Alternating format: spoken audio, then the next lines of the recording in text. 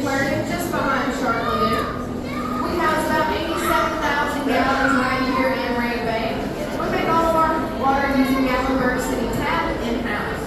We'll take out all the nice things we do like chlorine and fluoride, and we'll put in all the stuff our fish need. This includes about 11 different types of salt, with the most common type of salt being non-anodized table salt, just like you guys would put on your french fries at home. Now in Brent's hands, he is going to have a bag. In this bag is going to be our Stingray's favorite snack. So we have things like cut up pieces of shrimp, squid, clam, herring, and mackerel. We'll also feed out some whole smaller fish, such as anchovies, sprat, or silver stock. Now he's working on mainly feeding our largest rays, which are our spotted eagle rays. So any of the rays that you see on the exhibit with that big long nose coming out the front is going to be a spotted eagle ray. The females get 2 to 3 times larger than their male counterparts. All that extra growth is going to cause their skin to stretch quite a bit in comparison, which is going to cause those spots on their backs to fade down.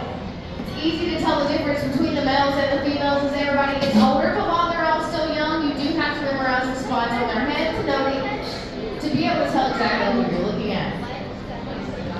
They'll get anywhere between 8 to 10 feet when they're fully grown and can get up to about 500 pounds. Our next largest are our southern stingrays. These are going to be the big brown stingrays laying on the bottom of the exhibit.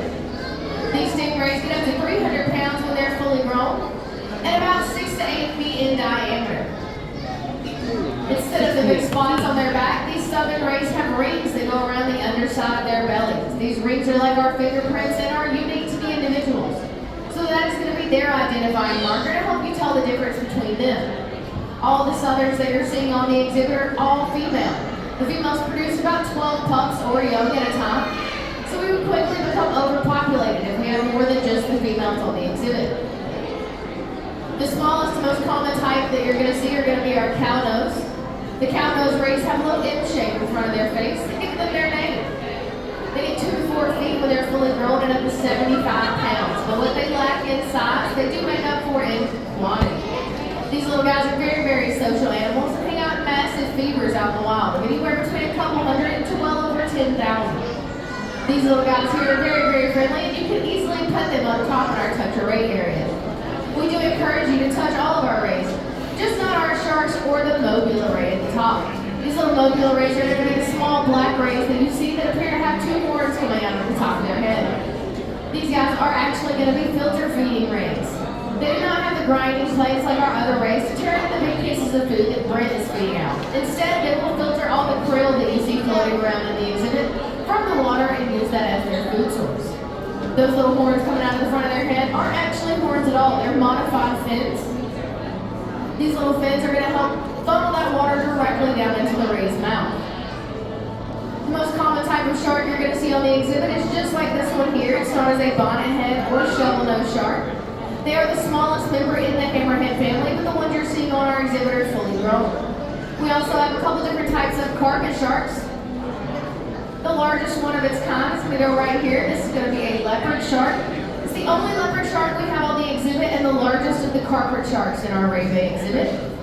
The other 2 are going to be a little bit harder to find. They're also brown and tan banded. They have white spots, known as a white spotted bamboo shark, and one with black spots, known as the epaulette shark.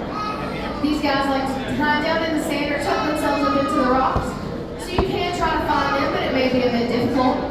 Here in just a moment, Brent's going to come back up here to interact with you guys and do some tricks for you all. Feel free to come up and give him a high five to let him know he did a good job, or take a selfie with him. I'll be hanging around the exhibit to answer any questions I may not have went over during this little speech.